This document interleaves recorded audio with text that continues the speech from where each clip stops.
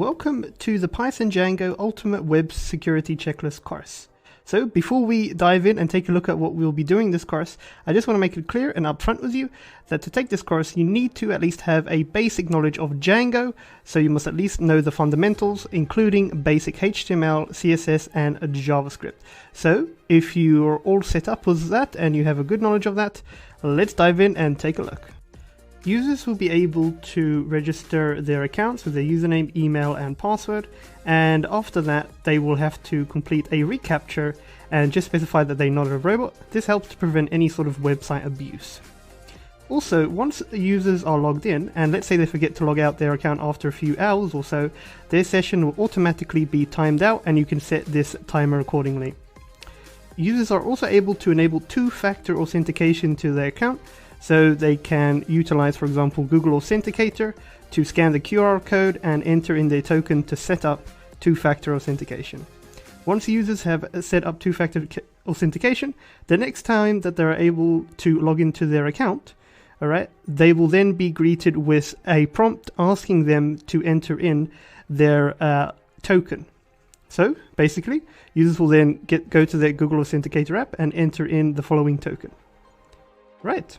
Another thing that users can do is they can go ahead and generate backup tokens. So these tokens can be used if, for example, the user has lost their phone, so they can go ahead and copy all of their backup tokens and store it in a secure location.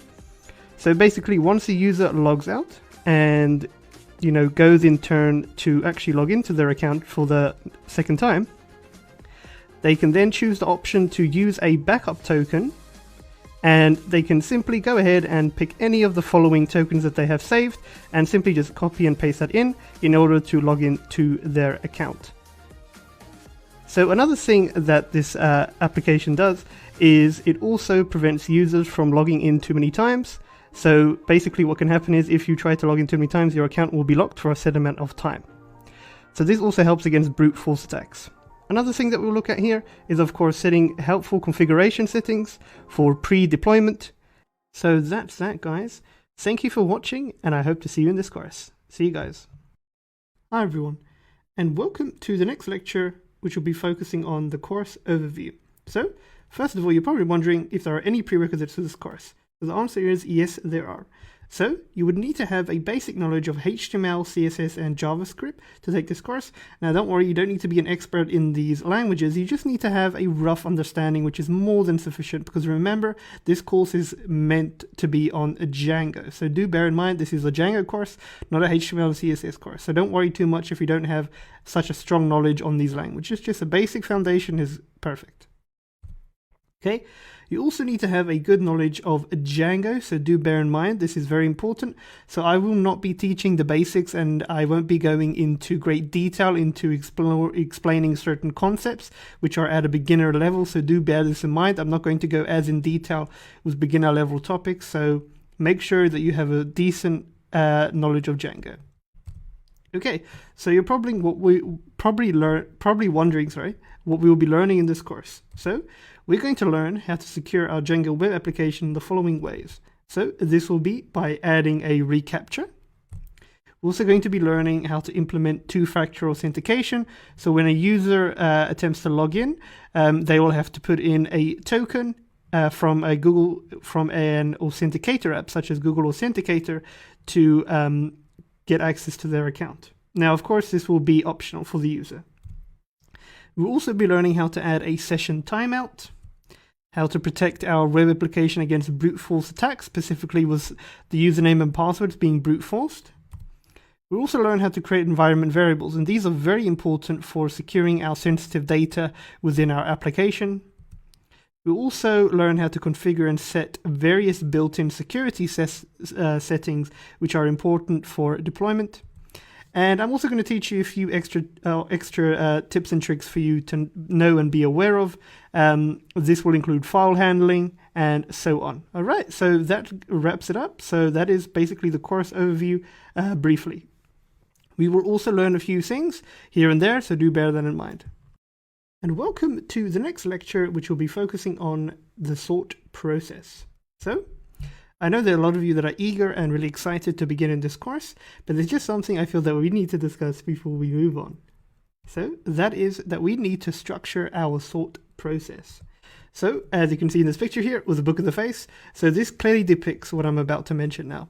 So when you're working in this course, rather stick and aim to working slowly in this course and taking everything one step at a time. So try your best not to rush, don't skip sections, go with the order of the course, okay, or else you might be confused and overwhelmed. So just take it one step at a time and rather do a few lectures every few days or every day, rather than trying to finish the whole thing in a day, because that can be quite challenging. So it's best to rather keep it at a slow pace. Okay, another thing that I want to discuss, which is very important, is to try and focus on a progress-based approach and not a time-based approach. So what I mean by that is, have some pride and be glad what you've learned in the course, even if it's a few lectures at a time, rather than worrying, okay, it's been like a month and I still don't understand some of these topics. Try not to see it that way. Rather try and see it as, look, okay, I understand these topics honestly, and there's some topics that I need to work on, okay? And try and focus and see the course in that sort of light without, focus more on what you need to know and the time that you need rather than what you want. Okay, so if you need to spend more time on something, take that time, see what you've done and what you can gladly be happy about saying, I know I can do this, rather than saying, oh no, it's taking so long, I don't understand so much. So this is how I want you to think about this course. Focus on your progress, okay? So that's it. Just a little discussion on our sort process and how to get our mindset set and ready for this course. All right. Hi, everyone, and welcome to the next lecture, which is titled Just a Quick Note. So, literally, just a quick note. So, if you see this icon in this course, this indicates that there will be a practical or hands-on activity coming up in this course. So, do be aware of this symbol. Okay, also be aware of the following symbol here, or icon you could say. And this icon stipulates that there will be a downloadable PDF guide within that particular lecture under the resources section. So do keep an eye out for this icon as well. Okay, so that was just a quick note on these two icons, so just be aware of them and so on. All right, so that's that. Hi everyone, and welcome to the next lecture, which will be on Python, installation and setup. Okay, so for this course, Python needs to be installed on our computer, before we can actually go ahead and use Django. Okay, so I know probably all of you will know this, but this is just in case for some reason you do not have Python installed on your computer. Okay, we will install and set up Python version 3.9.13, Okay, it is highly recommended that you use the exact same version for the purpose of this course. You can, however, choose a different version, but I mean, there could be errors down the road, so just bear in mind the version here. Okay, and during the process, you must make sure that you add Python to your path, but don't worry, there will be lots of support for this lecture, so don't stress. So, for the practical, we're going to go ahead and install and set up Python, and do bear note that there will be a downloadable PDF guide attached, which will show you the steps for installing and setting up Python if you prefer a guide for that instead. Okay, so that's that. Hi everyone, so let's install and set up Python.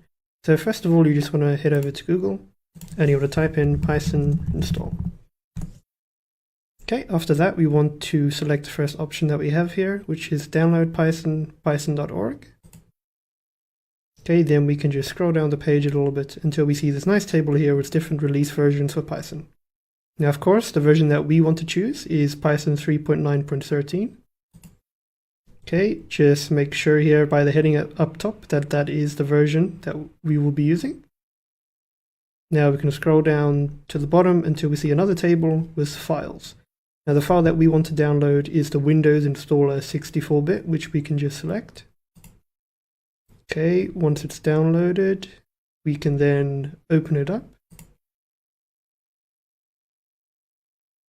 Okay, now the important thing, we need to make sure that we add Python to our path. This is essential. Then after that, we can just go ahead and install Python.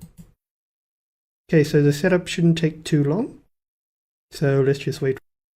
Okay, so we can now see that the setup was successful and that Python has been installed on our computer. So we can just close this prompt and close again our window. And now we just want to verify and make sure that Python has indeed been installed on our computer. So to do that, we just want to search for our command prompt or CMD, okay, which we can just open. And now we just want to type in the following command. So Python space 2 dashes and then type version. And now we can see here that Python 3.9.13 has indeed been installed on our machine. Okay, so that's it. Welcome to the next lecture, which will be on Django project setup.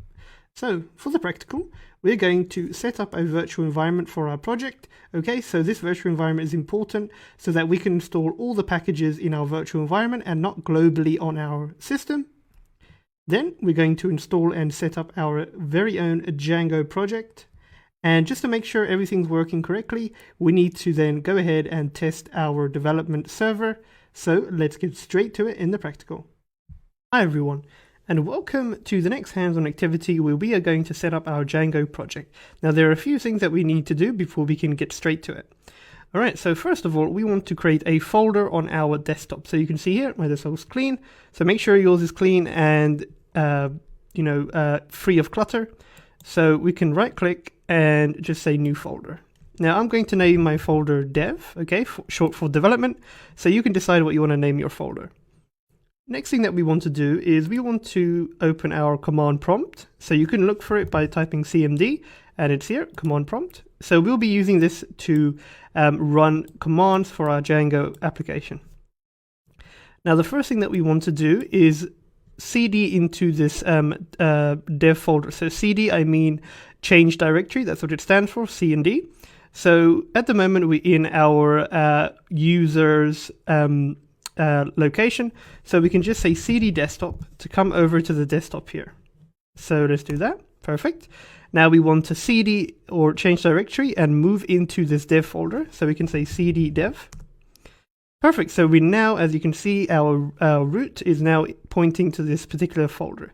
Now let's go ahead and clear up our terminal, and to do that you can just say cls and this will clear everything up. Perfect. Now before we move further, we need to install a package globally on our system, okay, and that package is based on virtual environments. Now this will be the only time that we install a package globally on our system. Okay, once we've set up our virtual environment, all the packages that we are using for our project will be within that virtual environment, because we do not want to install packages globally on our machine. That is very bad practice. So let's go ahead and for the only time install a virtual environment. So we need to firstly install this here. So it's called pip install virtual env. So make sure you install that. Okay. So this shouldn't take too long, and there we go. So I already have it installed, but if you don't, make sure that you install this package, and this one is okay to be globally installed. We need to do it that way. So we want to clean this up, so let's type cls, perfect. So make sure that you're in your project, not your project, so let's just say make sure you're in your folder here. So I named it dev, and now we want to create a virtual environment in dev here. So to create a virtual environment, you need to use the command virtual env space, and then you need to name your virtual environment. So I'm going to name my virtual environment, I'm just going to call this, let's say, venv. So that is the name of my virtual environment. So I'm just going to press enter. So do bear in mind that in terms of naming your virtual environment, it can be anything. It doesn't have to be the same as mine. But if you want to follow continuity in this course, I'd highly recommend that you use the same as mine. Okay, there we are. Perfect. Now we actually want to check if we can actually access our virtual environment. Now to do that, you will type your virtual environment name, the name that you just called it. I called mine venv. Then you just want to say backspace scripts, backspace activate. And now you'll be able to see that you are within your virtual environment by these parentheses and the name of your virtual environment, which you called it. I called it venv, and we are now within the virtual environment. So do remember and pay note, whenever you install packages from now on, you have to make sure that you are within your virtual environment before you say, for example, pip install, whatever. Make sure you're always within it. Very important to remember that. Okay, so I'm going to show you how you can stop your virtual environment, and to do that you can say venv scripts /deactivate. Simple, very easy. Now you want to activate it again, you can just say venv /scripts and then you can say activate. There we go. Perfect. Okay, so we're now in this folder. Next thing that we want to do is actually set up our Django project. Now, before we can actually do that, we need to install the Django package. So make sure you're in your virtual environment. So we can just say the following: pip install Django. So again, make sure you're in your virtual environment and go ahead and run that following command. Okay. So this will install Django and a few packages will be formed along the way. So let's just wait for this. And there we go. So as you can see here, while it's installing Django, it's installing a few other packages such as SQL parse, TZ data, AS grif, and TZ data as well. Okay, so let's just wait for this to be installed. And then the next thing that we're going to do is set up and start up our project. Okay, so let's just actually wait until this is done. So what I'm going to do until this has been installed is I'm just going to pause the video, and once it's done, we're going to return to the next step. So let's just wait for this all to install and set up correctly. Right, so there we go. Everything has been installed. So there are a few packages along with Django, such as Django and the following that we can see. Perfect. Okay, so the next command I want us to run is something called pip list. So I just want to see all the packages within our virtual environment. So this is a good test to see if everything was installed correctly. So go ahead and run that command, and let's just have a look. Okay, so this is all we have in this virtual environment, and that is perfect. So we have ASGRF, Django, pip, setup tools, SQL parse, TZ data, wheel. Good. So this is good. So I just want to show you a key difference here. So these are all the packages within our virtual environment here. And if I were to deactivate this, okay, and say pip list again, okay, now I'm not in my virtual environment. Okay, these are all the packages that I have globally on my system. So we can see the difference here with virtual environments and globally on our system. This is something that we don't want. Okay, so do bear that in mind. We don't want this. Okay, so this is everything globally. Now let's go to our virtual environment. So let's just say the following. If I can find it. There we go. And we say pip list again. Okay, this is good. This is what we want. Okay, very important. So make sure you have the following. Great. So we can now set up our Django project within this development folder. So just to give you some clarity, if we open this up.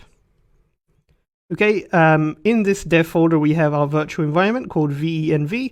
And now in this folder, we're also going to create our Django project, which is going to be here. So what we can do here is we can just say Django-admin start project. And what we want to do then is we simply want to give our project a name. So I'm going to call this web checklist. That is our project name. So you can name it as you wish. So go ahead and do that. Perfect. So you've successfully created your Django project. Right. So the next thing that we want to do is we actually want to open up our project in Visual Studio Code. So we can just minimize this for the moment. Head over to Visual Studio Code, and you can go to File, Open Folder, head over to your desktop, click on Dev, select the folder. Okay, let's open this up. And there we go. So we was in our folder, and we can see the dev project, the dev folder here. And within that, we have our virtual environment and our web checklist. This is our Django project here, essentially, web checklist. So we can see it here. And under here, web checklist, we have our settings.py, urls.py, manage.py, all the basics pretty much, okay? So this should all be familiar to you guys. Okay, so let's actually check and see if everything's working fine. So what we want to do is run the following. So we want to run python manage.py, but we need to cd further in to our actual project here. So our project is web checklist. At the moment, we are in dev. So we just want to go one layer down. So what I mean by that here, we can see we're in dev. We just want to go into web checklist so that we have access to manage.py. So we can just say cd web checklist. Okay, CLS and Python manage.py, so we can go ahead and run that. So run it. Okay, so this might take a few seconds, but this is the first time, and there we go. So make sure you're in your virtual environment when you run this command. Point being, okay, the important thing to remember here is because our Python package is in this virtual environment. So if we were to run without this, and we don't have Python installed, Django installed globally, we won't be able to run our application. So very important to remember that. So let's go ahead and check it out. So let's just type it in. And there we go. So we have successfully created our Django project, and we're all good to go for the next step. So well done, guys, if you got this to this point. That's the first part. Hi, everyone, and welcome to the next lecture where we are going to set up our Django app. So for the practical, so simply put, we're going to create a Django app. And then what we're going to be doing after that is we're just going to configure our Django app in our installed settings section of settings.py. So let's get straight to it. All right, guys, and welcome back to the next hands-on activity. So the next thing that we need to do is we need to go ahead and create a Django app. All right, so let's go ahead and do that. So let's head over to our CMD here. So we want to cancel our server. We just want to put it offline at the moment, so we can just say Control-C on our keyboard. Clear this up. And we're just going to run the same command. So make sure that you're in your virtual environment and you're in your project here, as you can see I am. Okay, so this will be within our web checklist project here. So our Django app will be within here. So we can just go ahead and run the following. So we can just simply say Django-admin start app, and we're going to call our app. Let's think, we can call our app, let's call this secure app, okay, because we are creating a Django web application that is secure. So I'm going to call this secure app. Go ahead and do that. And there we go. So we can now see that our Django app was created. So it has all the defaults that we know and love, such as models.py, views.py, admin.py, and all of the rest. Great. Next thing that we want to do is we need to configure this app here in our settings.py. So simply head over to settings.py. I just want to remove all this stuff here. And under installed apps, we can simply just put our app here. So it's called secure app. So we can say secure app. Okay, so that's it, guys. I also just want to make sure that I add a comma there at the end. So just be sure to do that just to be safe. All right, so that's that.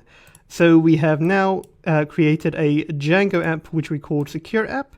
And secure app is now configured in our settings.py under the installed apps list here, as we see. So that's it, guys, for this part. Thank you very much.